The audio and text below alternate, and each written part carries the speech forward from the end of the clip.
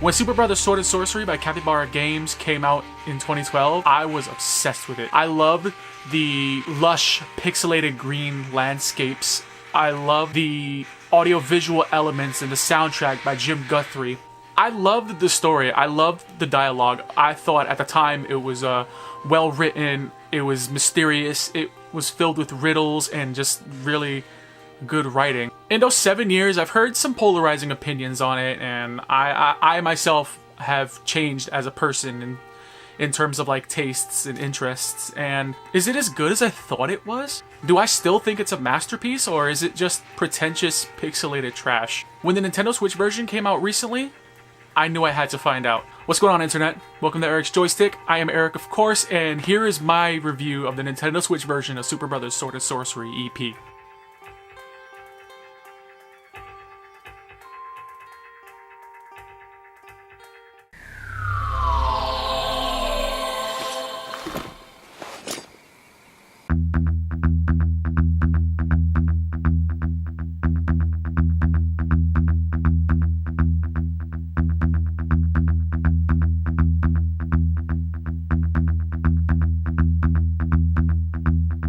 Superbrothers Sword and Sorcery's EP story involves a Scythian, a female monk who traveled from the Caucasus Mountains to acquire the Megatome, a mysterious and powerful book from the depths of Midgetaw, which is then used to tame and acquire the pieces of the Trigon Trifecta.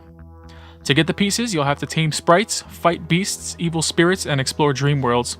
It is both a dangerous and woeful errand. Some of the story and dialogue is a little up its own ass, and I think it has some outdated meanings, but I think it's still very enjoyable. Every bit of dialogue in the game was tweetable on mobile and PC versions, so the fact that writers were able to tell a story in bits and pieces of what were 140 character tweets is still pretty neat. The pixel art in Sorcery is very minimal. The forests and streams are pretty and full of color. Some animals are made of just a few pixels, but can easily be identified. I still like the art, mostly. My only gripe is with how the human characters are designed. To me, they look kinda like stick figures with clothes on, and then there's also this guy. Some may like the character design, but I was never really a fan of it. Game looks great otherwise. On the Switch version, it runs at 720p and 60 frames per second on handheld, and 1080p and 60 frames per second on dock. I haven't noticed any issues, and it's not a demanding game, so of course it's a smooth experience throughout. Superbrothers is a point-and-click adventure game with light, simple, and sometimes rhythmic combat elements. There's exploration, puzzles, sprites, battles with dark spirits, other warriors, and celestial geometry. Some of the puzzles can be a little cryptic and have flown over my head at times, but are mostly short and simple. There's one puzzle at the end of the game that can be kinda hard for some to figure out and can take about a lunar month to complete. But if you do some poking around, you'll find a way around all that. Throughout the game, you'll encounter random battles and be forced to fight for your life. The combat is simple. Press one button to attack and one to defend. If you're playing in handheld mode, you can also tap the sword and shield. It's simple, a little dull, repetitive, and since these random encounters can occur at any time, it can drag the game out longer than it should. It's not the best, yet at the same time, I feel like the game wouldn't be quite the same without it, especially when encountering pieces of the Trigon Trifecta. With a name like Superbrothers Sword and Sorcery EP, I think excellent audio is a given. All of the sound effects are nice and crisp, and I love the little audiovisual touches here and there, like the little jingles rabbits make when they jump into bushes, or the weird little sounds the mushrooms make when they're hidden on the map. The soundtrack is performed by Jim Guthrie.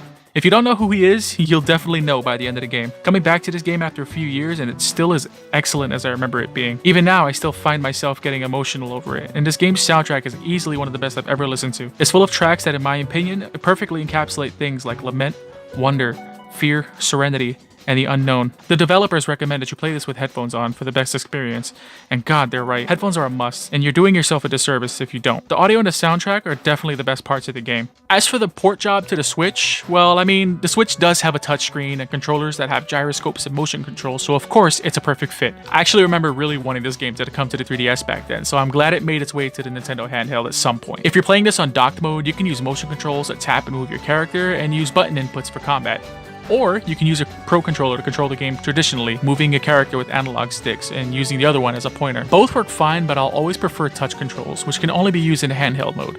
In my opinion, it's best played in handheld mode anyway, with the headphones on in an intimate and isolated setting. It's also noted that the Switch version doesn't support tweeting in-game. Chris Piotrowski, the creative director, stated that the reasoning for it was something along the lines of how Twitter is a vat of toxic waste and we don't want anything to do with it. I don't blame them. It's a non-issue to me because you can just screen cap it and tweet it through the Nintendo photo sharing app. I wasn't sure if Superbrothers Sword and Sorcery EP would vibe well with me in 2019, but its lovingly crafted pixelated landscapes, mostly fun, wordplay-filled dialogue, and excellently eclectic soundtrack have made me fall in love with it all over again. I still genuinely wholeheartedly love and enjoy this game, and I think I always will. As for the Switch version, it's a hard sell.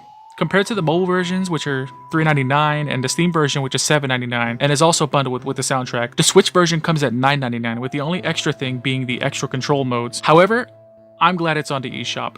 And when compared to some other shorter, higher-priced point-and-click games, I still think it's reasonably priced. Superbrothers Sword and Sorcery is a perfect fit for the Nintendo Switch, and I highly recommend it.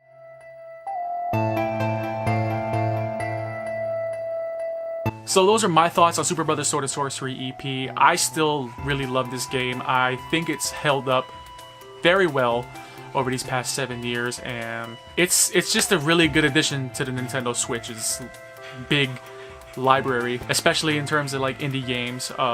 If you haven't played it, the Switch is a good jumping point. Yeah, don't miss out on this one. Check it out. Thank you guys so much for watching.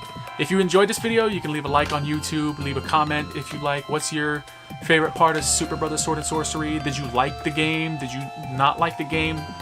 Let me know. Interact with me there. You can find all of my content at meinanutshell.com/Erik_Villanueva, where I do vlogs, unboxings, product reviews, video game reviews, live streams. You can find me on Twitter at Erik's Joystick if you want to interact with the show, know whenever I upload a new video, know whenever I go live. You can find all of my behind the scenes stuff at Instagram. Alright, thank you guys so much for watching. I'm Erik, and I'm out of here. Peace out.